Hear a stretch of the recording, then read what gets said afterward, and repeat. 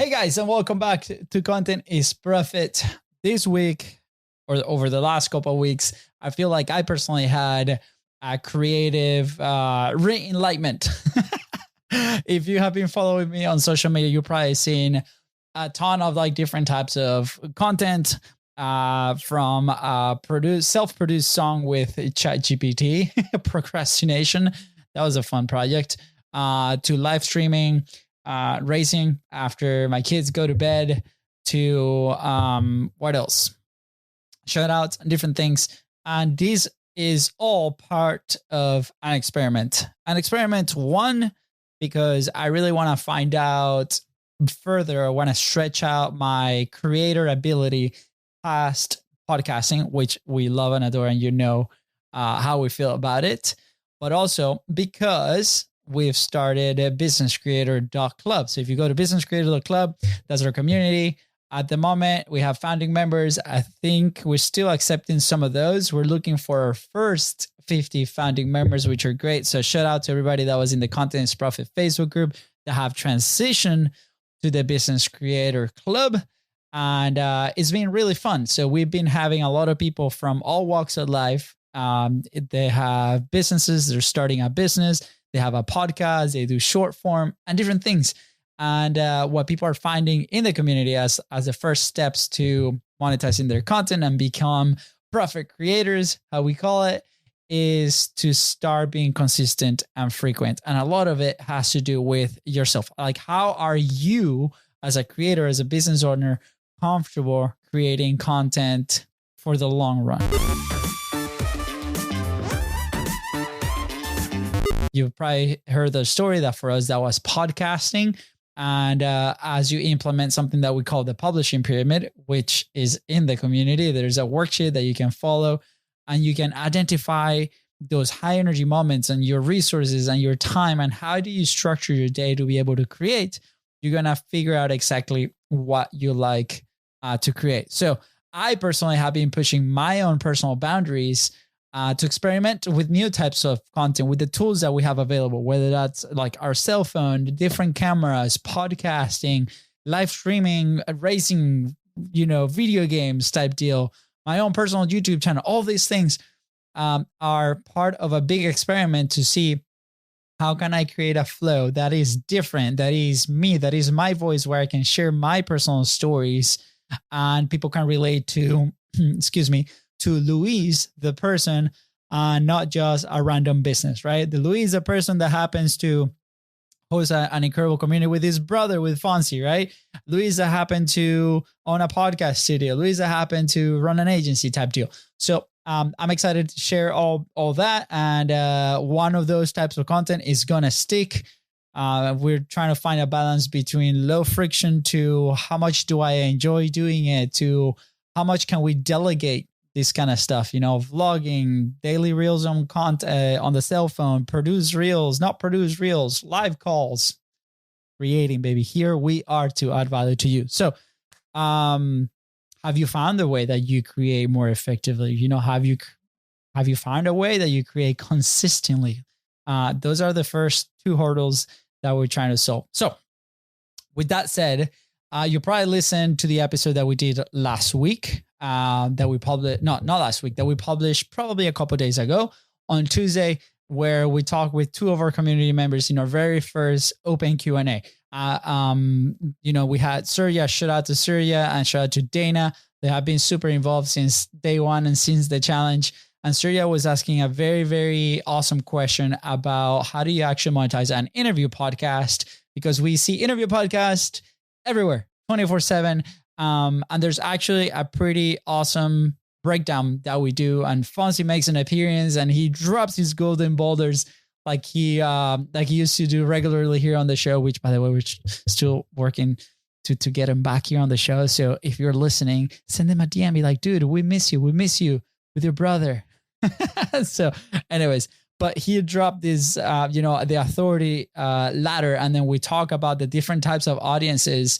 And we talk about also trying to leverage the relationships that we build through the show to be able to grow our business, right? Because if we have something of value, it's a disservice to not present it to other people. So I'm stoked that behind the scenes raw, call was recorded. And then at the end, we also share a little bit about how you can implement it with other different types of content. So that's how we were able to monetize our show. And that's how Content is Profit, the studio, everything was born out of that framework. So go listen to it if you haven't. Now, also, as I'm recording this, yesterday we had our mastermind call with Podmatch Elite. If you haven't checked out Podmatch, go to podmatch.com.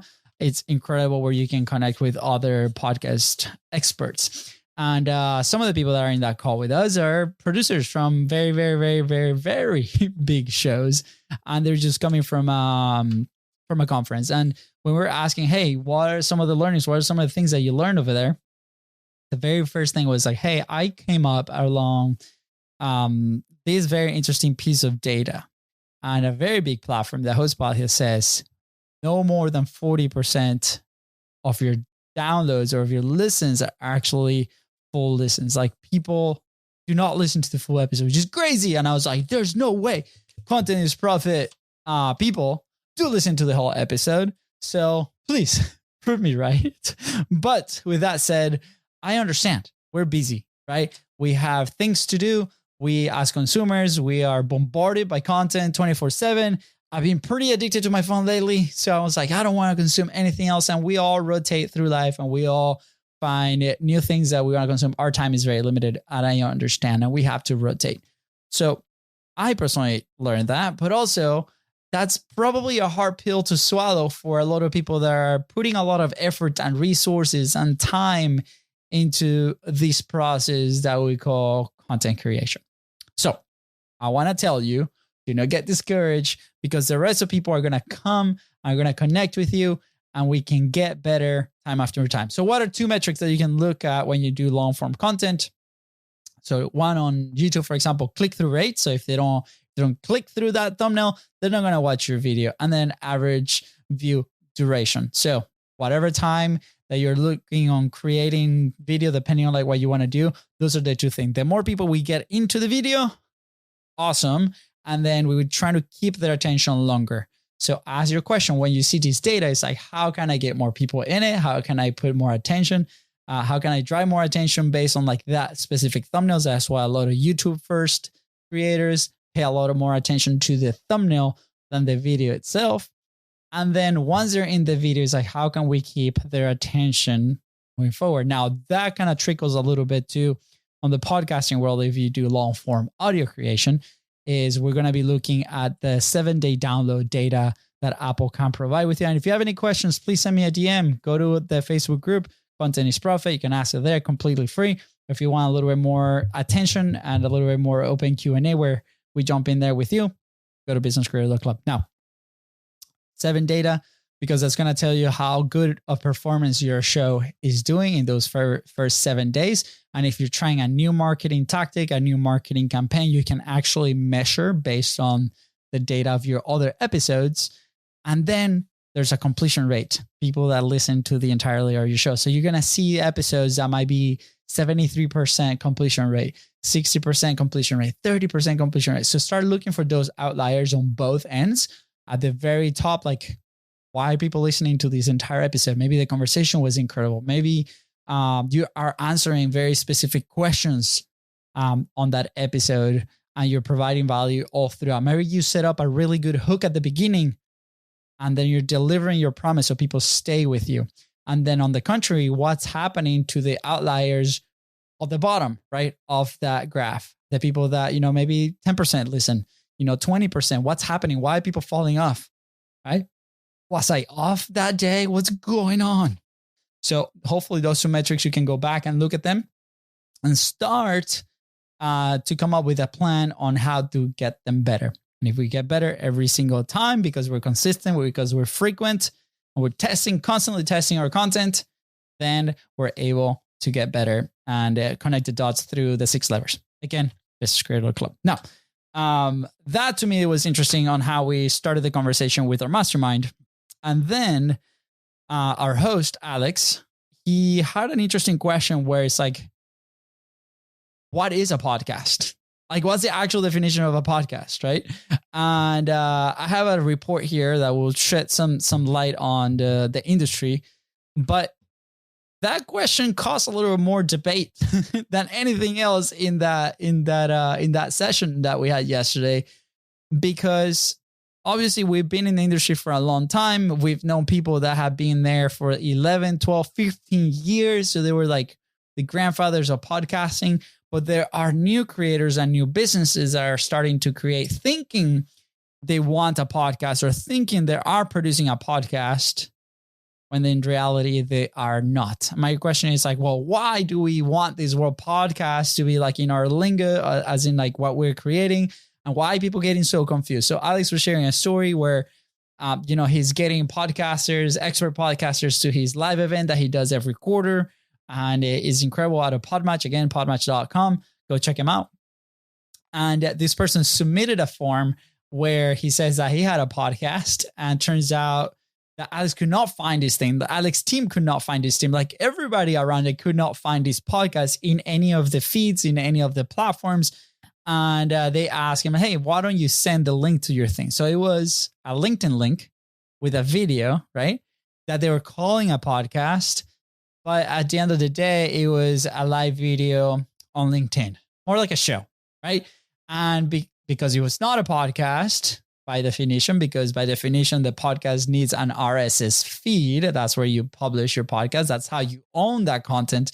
The only content that you actually own. You can actually grab that RSS feed and move it to different platforms based on where you want to publish it. You own that, which is super exciting. Now, this person got super offended, but they were recording a LinkedIn live video, pretending it was a podcast. So now that brings me to the next spot. It was like, are we just pretending to have podcasts? Like, so now we can get in the nitty gritty. Like, is that a good thing? Is that a bad thing?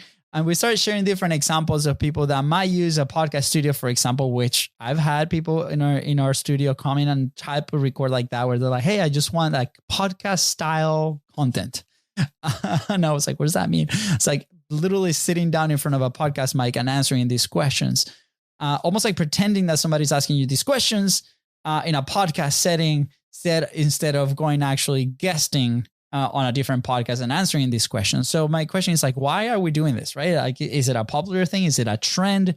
And hey, no judgment if you're doing this, no judgment whatsoever. We can get like really creative. What I personally don't like is if we're lying to our audience. That doesn't sit right with me. So I've actually come across different ads and different people that are teaching entrepreneurs, are teaching creators to actually sit down and pretend you're having a conversation with somebody when in reality you're not having it. So put it in the comments. Like, is that something that you enjoy watching? Is that something that you trust? I personally don't know. But again, to each their own. If the piece of content is valuable, awesome. Like, is it a tactic to attract, authority, relevancy, and trust because you're pretending to be interviewed by somebody? Is it more of like fake it to make it? Is murky. Like, this is like very murky. What I say is actually, if you want to do that, go guest on other podcasts. You're not just chasing the cloud of the visual aspect of a podcast, of a nice microphone, for example. You don't need a nice microphone, right? Like, this thing was in a closet for a year before we even started recording podcast, right? It's what quality of the message over quality of the production 100% of the time. And you can deliver however. Now, test it out. Prove me wrong. This is a fun experiment, right? Are you going to sit down in front of a mic, say your message, say your thing, and then try that same message on a different setting? Maybe organically with your phone, maybe without the podcast setup. See what happens. Like, what was it better? I don't know. I think that could be a good test. But please, please, please don't lie to your audience. Don't tell them you're being interviewed when in reality you're not. Right? So that was a fiery topic yesterday for sure. So that comes to one of my points I have here on my little post-it note. the fake clips. That's what we call those. I don't know. So what is truly a podcast, right? Is it a video? Is it a LinkedIn video? Is it a social media video? Is it a long form video? Is it audio only? So podcasting, was born as an audio first platform. And we personally in Contents Profit were born out of a Facebook Live. We stripped that audio and we put it on the RSS feed platform. So if you don't know what it is, you can go to our partners, buzzsprout.com, and they can set you up completely. Or you can go to Business Creator Club and we can walk you through it. But this is where people listen to you, right? And again, trends change. Like people consume content in different ways. So we could have a podcast that's published on audio, but that same podcast can be recorded on video like we're doing right now. And that can be published on different platforms like YouTube or Vimeo or Loom or different things where you can give it to your audience the best vehicle. So whenever you go and you start planning your content plan, the reason we recommend the audio as well, because we've seen a lot of trends, a lot of people that are requesting just a video now, is because the audio listener tends to be a little bit better educated, with more resources, with more time because they're listening to you. And in our specific case with Content is Profit, we love the audio audience because they're the ones that end up connecting with us and coming and being part of the community. So if you're missing on that, don't. Go ahead, start publishing. Numbers might be a little bit lower, but it's the hardest platform to grow, 100%, but at the same time is the best. So with that said, I want to go and share screen here with the Buzzsprout podcast report. Let's see if it shows up. There we are. Of May 2025, for those listening, right? There were 96,985,000, can't read, monthly downloads. Almost 97 million downloads, 171,000 new episodes, and 120,000 active podcasts. This is very important because YouTube, there's millions and millions of active channels, whether they're consistent with their uploads, that's questionable, but there is a lot less here on podcasting. So the fact that even if you published, I think the stat was last time we charted at 9 episodes, you're already top 10% of audio podcasting. And we had a customer that I had to call 2 days ago because I was looking at their stat and they stopped recording in our studio. They had a little bit of a break. They're going through life changes. And I was like, guys, your 12 episodes with this amount of downloads, they were closing to top 9% in the world with just 12 episodes. And I was like, what you have, that's not an indicator that they're not going to be millionaires tomorrow, but that is a really good indicator to that what they talk about is so powerful and people need it, that we need to continue to put the message out there and start putting the pieces together for those 6 levers to get together. Messaging, creation. So creation, I wanted to get them back in the studio so they could record. Production, monetization, distribution, all these things, right? So make sure that if you're looking for those indicators, you can do that. So 120,000 active podcasts here in the world. So now, important to be, if you're not present on these platforms, please be, right? Number one, obviously still Apple Podcasts with about 35% of the traffic, Spotify creeping up with 34%. They also have a video feature where you can upload video first. You can also do clips. So pretty interesting. People consuming on web browsers. That's actually the third one with about 7%, which is interesting. Obviously Buzzsprout, embed player, about 3%. And then we have platforms like Castbox, iTunes, Overcast, Pocket Cast. Overcast is also one of the bigger advertising platforms for podcasting specifically. And then you have Amazon Music, everything below like 1%, Podbean, Amazon Echo, about 5%, Chromecast, 4%. So interesting. So obviously the main two, Apple Podcasts and Spotify. Just keep an eye. If you publish for free on Spotify, nothing really truly is for free. So you become the product and they're just putting ad placements on top of your episode. So heads up, just make sure you find a provider that you can control programmatic ads or dynamic ads or different things like that. As far as like consumers, we have United States with about 43%. Makes a lot of sense. We're the bigger consumers here.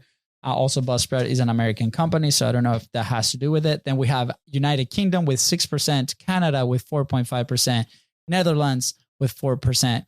and so on. As far as like devices, Apple iPhone, 62%. So iPhone users are the top consumers for podcasting. Then you have Androids with about 23%. And then you have Windows computer, 5%, Apple computer, 3%. Is this useful? Maybe. Depends on how people consume your content, right? On an Apple iPhone, there might be some functionality where do you place the links? Where do you put them on? As far as like connecting with people. And as far as like device types, most people are listening on their mobile devices, 87%. And then on computer, about 9.7%. This makes a lot of sense because people might be driving, might be doing some chores. They put it on the mobile device and so on. It's interesting. I would love to see something like this for podcast specific on YouTube, because we talked a lot about how it might be really challenging to compare the two, because a podcast on YouTube might not perform as well as the audio, just because when you go to YouTube, you're also competing with different types of content. So there's more competition, there's more volume. And with the big time producers that we've talked about behind the scenes, a lot of them run a lot of ads and paid media to grow those shows. So things to consider. I think those are all really, really good indicators. So what do you think? This sounded a little bit more like a rant, but kind of recapping a little bit what we talked in the community as far as like podcasting top lessons. I think there will be like, okay, how can we, create in an authentic and honest way? If that's what you want, 100%, we fully support you. If you have any idea, or if you want some guidance in this complex content ecosystem and trying to find out your way, let us know. Go to businesscreator.club. We're happy to help you in there. Or if you want help for free, you can go to Content is Profit on Facebook and we can answer your questions there as well. We hang out here and there. And if you're in Jacksonville, come visit us. Studio Podcast Suites. We're right there around it with content systems and different things. So what else? Next week, I'm excited. This week, my kids have been away with the grandparents and I've had a lot of free time. So maybe that's why you see a lot of more different content. So I have the time. But yeah. Back to the routine, baby. All right. With that said, thank you guys so much. And we'll see you on the next episode. Take care.